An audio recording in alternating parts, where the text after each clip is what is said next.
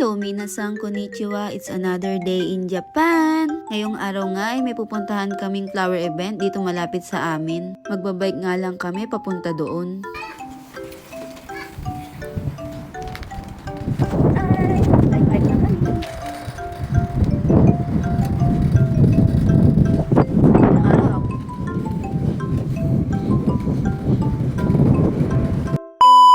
Buti na lang maganda yung panahon at hindi masyadong malamig, kaya masarap gumala-gala. Ang ganda nga ng tubo ng mga bulaklak dito at talagang nakaka-refresh. At may nakita nga akong koinobori dito, talagang tinatangay siya ng malakas na hangin. At syempre, di mawawala ang mini concert. Grabe, ang galing kumanta ni Kuya. Habang nag-iikot-ikot nga kami dito sa may flower festival, ay may nakita kaming pintuan ni Doraemon. Yung feeling na kapag binuksan mo siya ay para kang nasa ibang dimension ng mundo, apaka-astig. Meron din iba't ibang mga pagkain ang binibenta dito. Like karage, yakisoba, burger, barbecue, choco banana, at marami pang mga dessert. At talagang mag-e-enjoy ang mga bata. Meron din mga balloons at mga palaro. At syempre, hindi nagpapahuli si Aling Yuki at talagang tinry niya maglaro dito. Tuwang-tuwa nga sa Aling Yuki kasi may nakuha siyang prize at pinapapili siya kung anong gusto niyang design. At hindi nga nagpapigil si Aling Yuki at talagang nag-try pa siya dito sa tabi nito. Sa mga oras na yan, sa sobrang excited ni Aling Yuki ay nahihirapan na siya kung ano yung pipiliin niyang toys. Kaya nagpatulong na ako kay Ate Ada para hindi na siya mahirapan. Sa 500 yen, pwede kang mag-scoop up to 3 times. Yuki! Doon na kaushiteru? Wow! Habang naghahanap kami ng makakain, itong si Yuya-kun gusto magpalapag at kung sino-sino na yung hinahawakan at kung saan na siya nakakarating.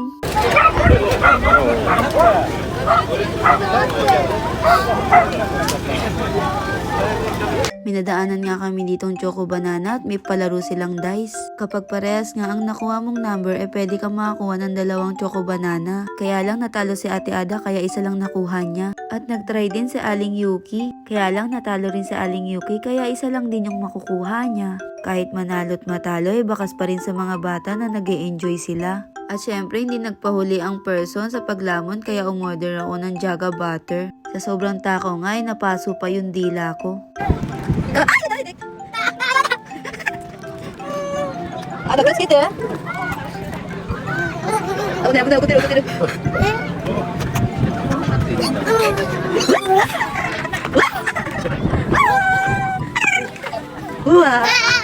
Sa sobrang takaw ng person at talagang umorder pa ulit. At syempre hindi pwedeng di ko makakain tong karubi at sausage. Favorite ko kaya to.